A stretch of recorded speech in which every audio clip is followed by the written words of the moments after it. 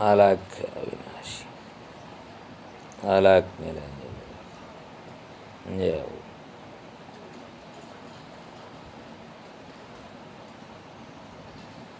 हर हर महादेव। एक भिखारी હતો जो फिरतो एक गांव में किसान रे गिर पहुंच। किसान के घर पहुंच गया मांगने के लिए। किसान तो घर पर था नहीं, स्त्री घर पर थी। उसने अपने घर में चने की रोटी बना रखी थी। भिखारी जाकर बैठ गया। जितने में किसान घर आ गया, उसने अपने बच्चों को लाड प्यार से चूमा और घर में घुसा। स्त्री ने उसे हाथ पैर धोने को कहा, धो दो।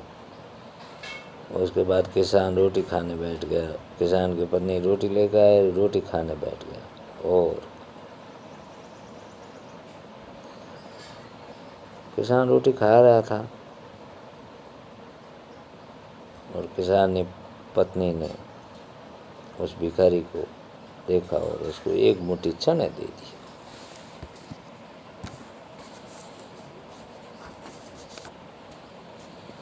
भिखारी चना लेकर चला गया।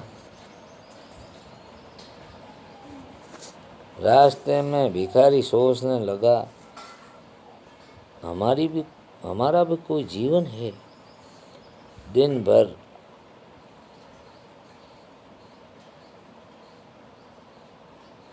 भटकने पर एक मुट्ठी चने मिले।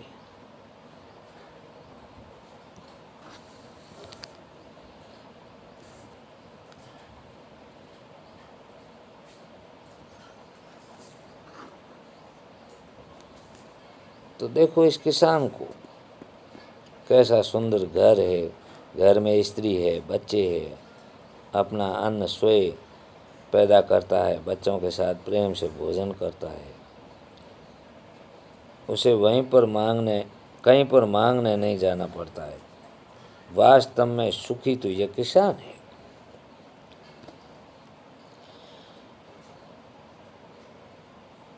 उधर किसान रोटी खाते खाते अपनी स्त्री से कहने लगा, अपना बड़े वाला बैल बहुत बुढ़ा हो गया है, अब वह किसी तरह काम का नहीं रहा। यदि कहीं से कुछ रुपयों का इंतजाम हो जाए तो इस साल का काम अच्छा हो जाए।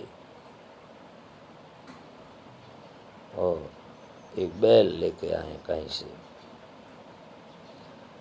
तो किसान ने विचार किया मन में और स्त्री से पूछा, अपने गांव में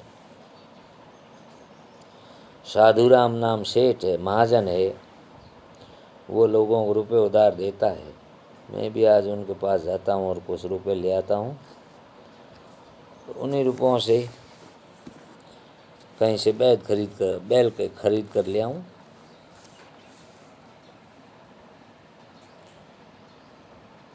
तो किसान वहाँ से निकला, साधुराम महाजन के घर पहुँच गया।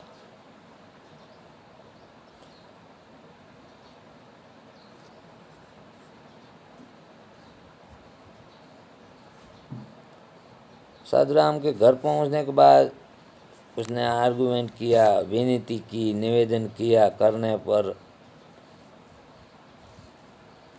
उसने 1 रुपये सैकड़ा के ब्याज पर साधुराम ने रुपया देना स्वीकार किया। तो साधुराम उठा और एक लोहे की तिजोरी में से साधुराम ने एक थैली निकाली और गिनकर रुपये किसान को दे दिए। रुपये लेकर किसान अपने घर चला गया। वह रास्ते में सोचने लगा, हम भी कोई आदमी हैं,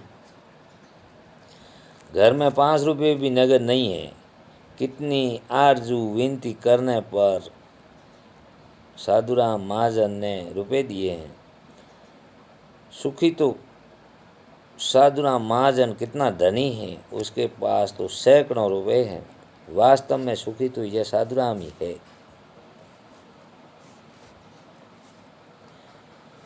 साधुराम छोटी सी कपड़े की दुकान किया था। वह एक बड़ी दुकान से कपड़े ले आता और उसे अपनी दुकान पर बेचता था। दूसरे दिन कपड़े लेने साधुराम गया। वहाँ सेठ पृथ्वीचंद की दुकान में कपड़ा ले आया। वह वहाँ पर बैठा ही था कि इतनी देर में कई तार आए। कोई बम्बई का तार था तो कोई कलकत्ते का था। किसी में लिखा था 5 लाख रुपए मुनाफा हुआ है, किसी में लिखा 1 लाख का। तो राम महाजन यह सब देखता रहा और कपड़े लेकर वह चला आया। रास्ते में सोचने लगा कि हम भी कोई आदमी हैं। 100-200 रुपये जोड़ लिए महाजन कनाने लगे। पृथ्वीचंद को तो एक दिन में लाखों का फायदा होता है। वास्तव में सुखी तो यही है।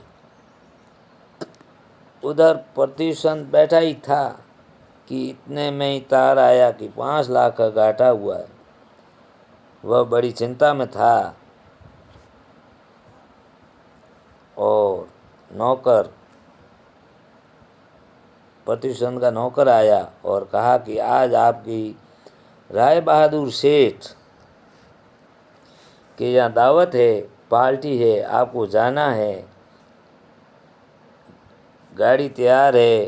पृथ्वीचंद मोटर में बैठकर राय बहादुर की कोठी पर चला गया। वहाँ सोने शादी की कुर्सियाँ पड़ी थी। राय बहादुर जी से कलेक्टर और कमिश्नर आदि बड़े बड़े अधिकारी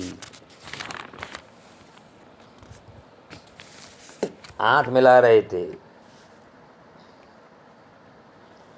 बड़े बड़े सेठ खड़े थे। कहा पृथ्वीचंद सेठ को कौन पूछता। वह भी एक कुर्सी पर जाकर बैठ गया। वहाँ लाड साहब भी आए और लाड साहब प्रेम से बोल रहे थे। राजा के कुंवर साहब भी आए। राय बहादुर से हाथ मिलाया, उनके साथ चाय पी और चले गए। पृथ्वीचंद अपनी गाड़ी से लौट रहे थे। रास्ते में सोचते कि हम भी कोई शेष हैं। 5 लाख के घाटे से ही घबरा गई। राय बहादुर का कैसा ठाठ है कि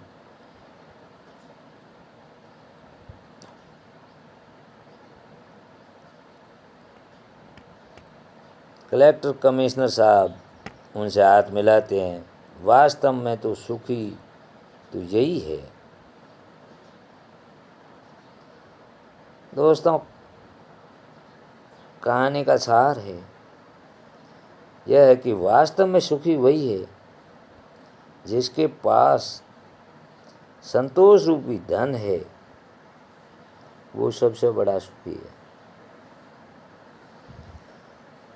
तो भिखारी ने एक समय में ही संतोष कर लिया कि अपने को आज का भोजन मिल गया, कल की कल देखेंगे।